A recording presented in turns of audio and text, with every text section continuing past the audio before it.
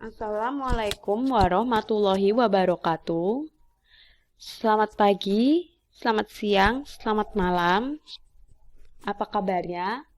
Semoga sehat selalu dan tetap semangat untuk perkuliahan kita, oke? Di pertemuan kali ini, Ibu akan membahas mengenai regresi linier ganda. Pada pertemuan sebelumnya ada statistik inferensi, sebelumnya lagi sudah ada regresi linier sederhana.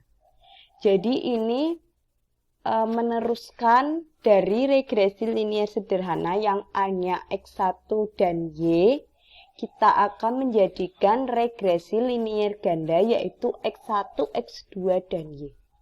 Untuk contoh masih sama, hanya di sini kita akan ada X2 yaitu ada keaktifan, untuk Y-nya tetap keterampilan proses, X1-nya prestasi belajar, X2-nya itu Y, dan ada kelas. Untuk data, kalian bisa menggunakan data yang kemarin, yang regresi linier sederhana. Sama dengan regresi linier sederhana, pada regresi linier ganda kita akan menguji 3 uji prasyarat, itu ada normalitas, linearitas, dan homogenitas. Bisa kita olah di sini. Untuk uji normalitas kita pilih analyze, lalu deskriptif statistik, dan pilih explore. Kita reset dulu. Untuk ini kita masukkan semua variabelnya ke dependent list kecuali kelas. Lalu kita pilih plot, kita centang stem and leaf, histogram, dan normality. Kita pilih continue dan oke.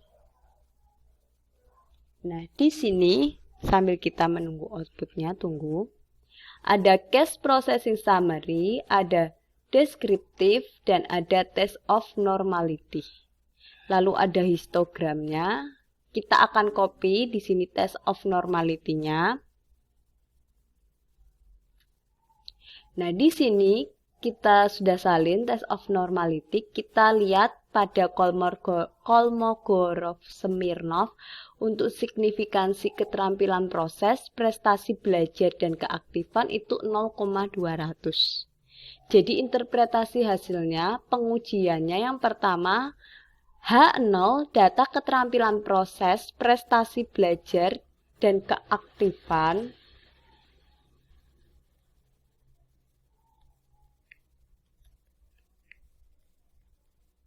Dan keaktifan berdistribusi normal. Selanjutnya sama untuk H1-nya, berarti data keterampilan proses, prestasi belajar, dan keaktifan tidak berdistribusi normal. Menentukan nilai signifikansinya kita bisa lihat pada output itu ada 0,200. Maka pengujiannya nilai 0,200 itu lebih besar dari 0,05, maka H0 diterima. Jadi dapat disimpulkan bahwa keterampilan proses, keaktifan, dan prestasi belajar itu berdistribusi normal. Oke, sampai sini. Selanjutnya kita akan olah ke uji linearitas, uji prasyarat yang kedua. Di sini kita bisa klik analyze, compare min, lalu pilih min. Nah, di sini kita akan memasukkan keterampilan proses dependent, independentnya nanti kita isi keaktifan dan prestasi belajar. Option, kita centang test for linearity, continue, dan oke.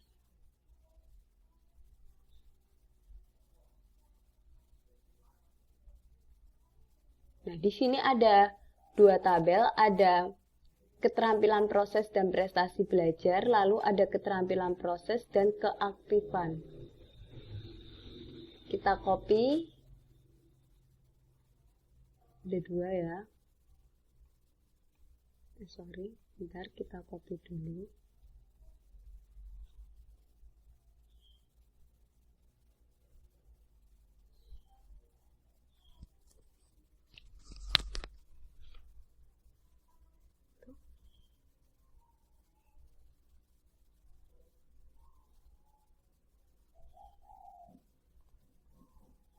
Bentar, kita edit dulu.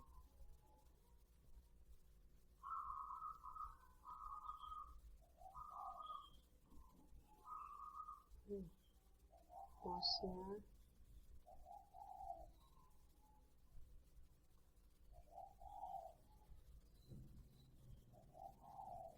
Nah, di sini kita bisa lihat nanti signifikansi linearity itu 0,00. Ini yang keterampilan proses dan prestasi belajar. Kita copy lagi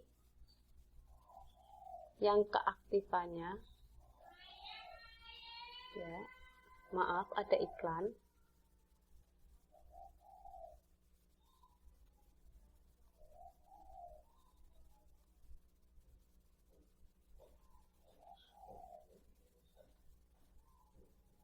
Nah, di sini linearity-nya bisa kita lihat ada signifikansinya 0,02. Jadi interpretasi hasilnya dari output dapat dilihat bahwa pada linearity ada 0,00 dan 0,02 itu 0,002 itu kurang dari 0,05. Maka dapat disimpulkan bahwa antara variabel keterampilan proses, prestasi belajar, dan keaktifan terdapat hubungan yang linear.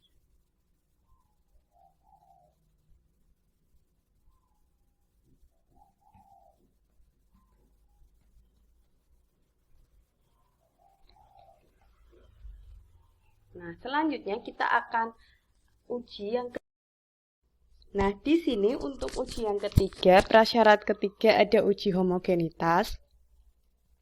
Kita pilih analyze, lalu compare means, dan one way ANOVA. Kita masukkan dependent list-nya, itu berisi keterampilan proses, keaktifan, dan prestasi belajar. Sedangkan untuk faktor kita masukkan kelas. Di sini kita pilih option, kita klik yang homogeneity of variance test. Lalu continue dan oke. Di situ akan keluar output test of homogeneity of variance dan ANOVA. Kita copy yang test of homogeneity of variance-nya, lalu kita salin ke Word. Nah, di sini signifikansinya untuk masing-masing kita bisa lihat ada 0,666, 0,340, dan 0,150. Di mana ketiganya itu lebih besar dari 0,05. Maka terdapat homogenitas di antara keterampilan proses, prestasi belajar, dan keaktifan.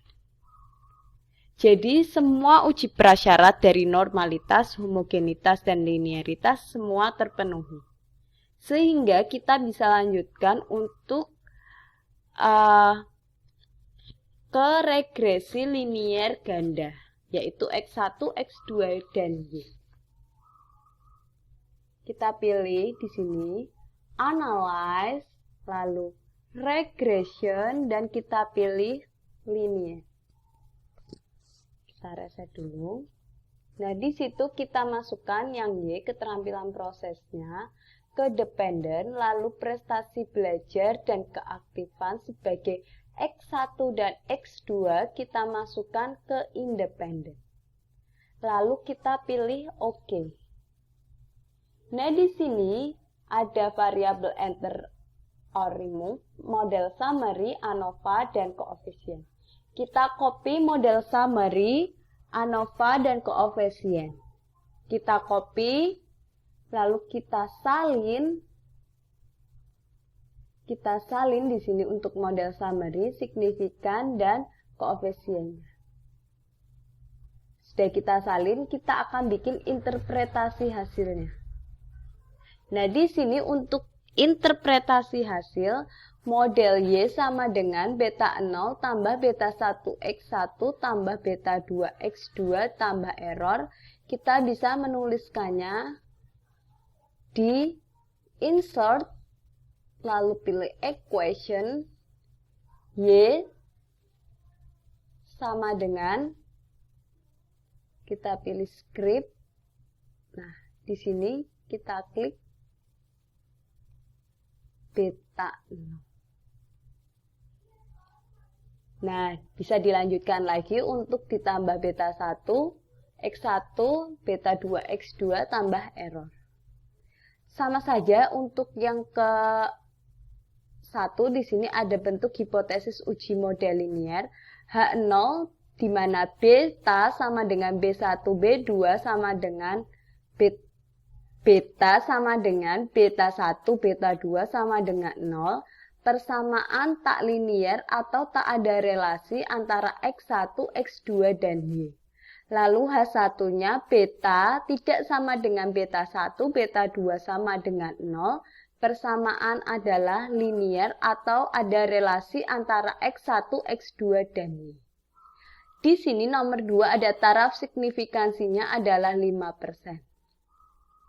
Terlihat pada koefisien unstandardized koefisien B, konstan dan keterampilan proses untuk model linier Y topi sama dengan A plus BX1 plus CX2 diperoleh nilai A-nya sama dengan A bisa dilihat pada tabel koefisien yang konstan, ini A-nya adalah 24,668. A, B-nya 0,304 dan C-nya 0,402.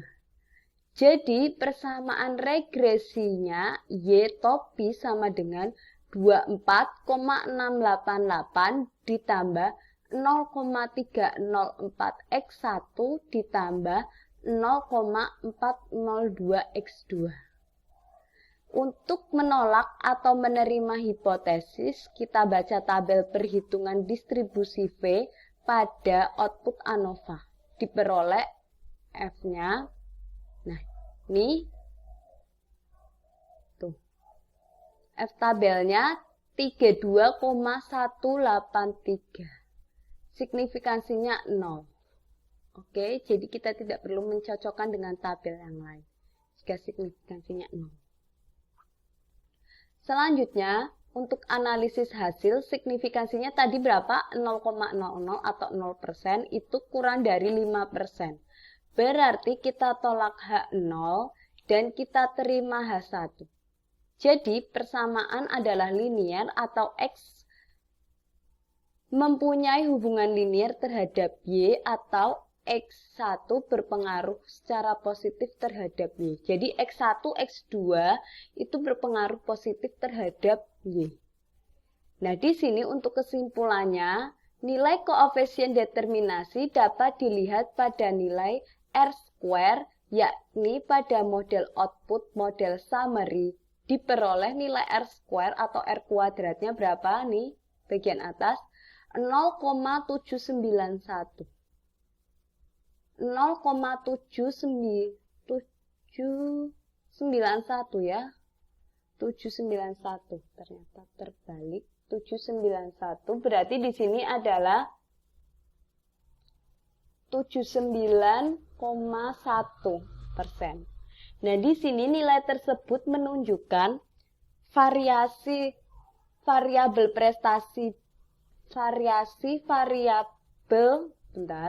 keterampilan proses Y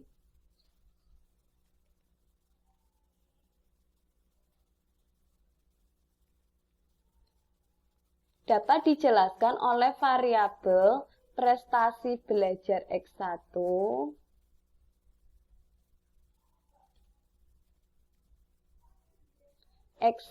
dan keaktifan X2 sebesar 79,1%.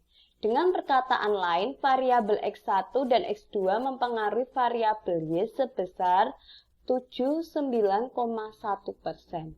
masih ada. Nah, di sini dari mana dapatnya? Dari 100% dikurangi 79,1. Berarti 21,9%. 20.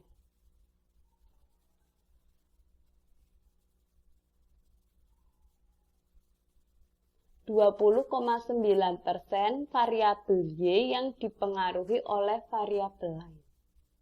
Oke, sampai sini ada yang mau tanyakan? Jika ada, bisa nanti di WA. Jika kurang paham, kurang mengerti, semoga dapat dipahami, dilihat dengan seksama, dipahami pelan-pelan. Oke, tetap semangat ya. Ibu mohon maaf jika ada yang kurang dalam menerangkan. Cukup sekian pertemuan kita kali ini. Kita lanjut lagi minggu depan. Wassalamualaikum warahmatullahi wabarakatuh.